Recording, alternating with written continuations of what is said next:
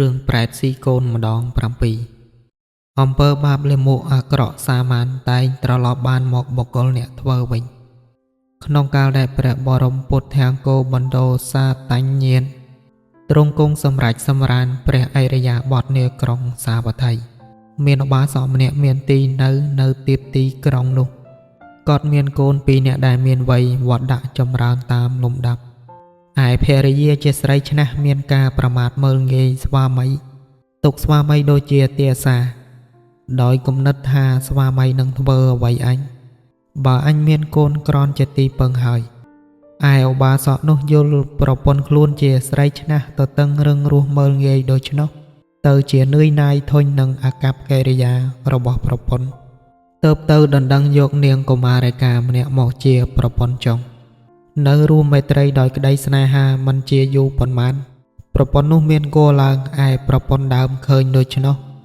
កើតអរិចិត្តច្រណែនឈ្នានេះឬចាទៅលបួងលួងលោមប្រពន្ធចង់ធ្វើជាមិត្តស្និទ្ធស្នាលដើម្បីបន្លំដាក់ថ្នាំទម្លាក់គួរនាងរីបងប្អូនញាតិសន្តានបានដឹងដូច្នោះបណ្ដឹងសួរទៅប្រពន្ធដើមថានាងខំអ្វីបានជាធ្វើថ្នាំដាក់ពន្លូតកូននាងនេះប្រពន្ធដើមឆ្លើយបដិសេធថាខ្លួនពុំបានធ្វើអំពើដ៏សាហាវខុសខើដូច្នោះទេពួកញាតិទាំងអស់បានឲ្យនាងស្បត់នាងក៏ស្បត់ទាំងបំពេញថាបើខ្ញុំហើយបានធ្វើអំពើអាក្រក់លាបមុខពន្លូតកូននាងកុមារិកានេះមែនសូមឲ្យខ្ញុំកើតជាតិណាស៊ីតែកូនឯងម្ដង7រាល់ថ្ងៃ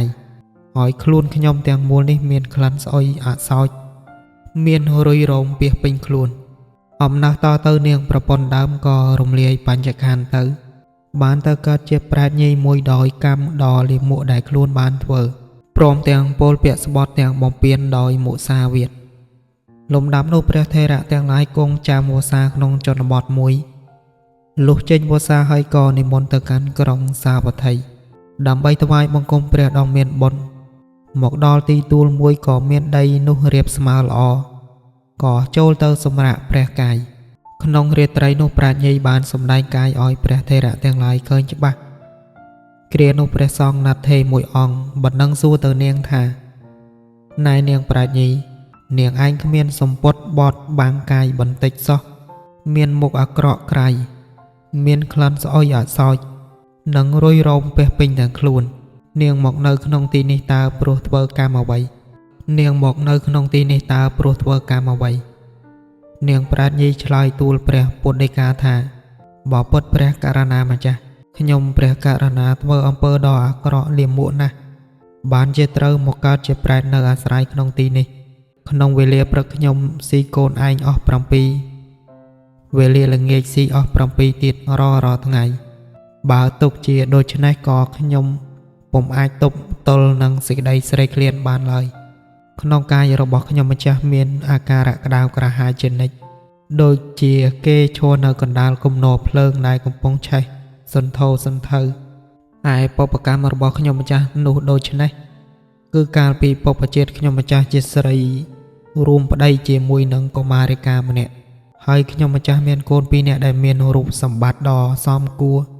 មានវ័យធំល្មមប្រើការបានតែឯខ្ញុំម្ចាស់វិញជាស្រីឆ្នះ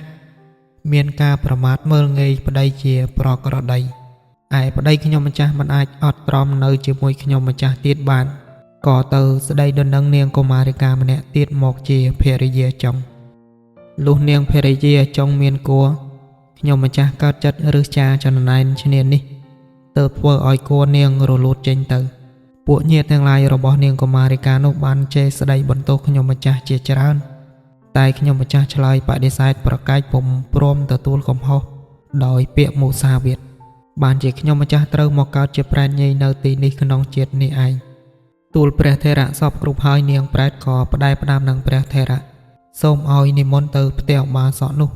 ហើយសូមប្រាប់ឲ្យឧបាសកនោះធ្វើបុណ្យឧទ្ទិសមគ្គផលផ្សាយឲ្យនាងផងដើម្បីឲ្យឆាប់បានរំដោះជាតិអំពីប្រែតនោះព្រះថេរៈទាំងឡាយក៏និមន្តទៅផ្ទះឧបាសកនោះរៀបរាប់អំពីពាក្យបណ្ដាំរបស់នាងប្រែតសពគ្រប់ឧបាសកនោះក៏ចាត់ចែងរៀបក្រាលអាសនៈហើយអង្គាសដោយផតតាដ៏គួររួចឧទ្ទិសផលជូនទៅប្រាជ្ញីនោះតាមចិត្តសទ្ធារបស់ខ្លួន ដោយអំណាចនៃតេយ្យទានដែលលោកបានសោតនោះទើសឲ្យទៅនាងប្រែតនោះក៏បានរួចចាក់ទុកសោយសុកដ៏លើសលប់ហើយសម្ដែងកាយឲ្យឧបាសកនោះឃើញក្នុងរាត្រីនោះឯង